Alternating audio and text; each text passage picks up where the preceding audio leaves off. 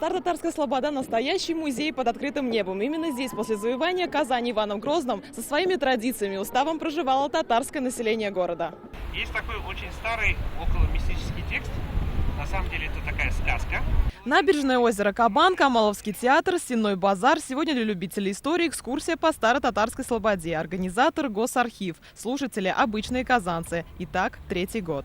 Сейчас как-то вот духовная пища беспокоит. И к исламу идешь какими-то тропами неизвестными. И просто интересно. Казанцам интересна все: жизнь купцов, благотворителей, обычных жителей того времени и даже особенности национальных названий. Слово «Кремль» русское от тюрко-монгольского «кермян» произошло. Ну, в источниках, в исторических источниках Кремль и в целом укрепленная часть города Казани называлась Кала, то есть крепость. Улица Баумана шумная и многолюдная, а вот в старо-татарской слободе как-то по-домашнему уютно, говорят участники экскурсии. Но еще недавно здесь большинство старинных зданий лежали в руинах. Сейчас же новые скверы и кварталы, сохранившие национальный колорит с многовековой историей. Такой автономный мир, который не всегда, может быть, даже реагировал на внешние раздражители.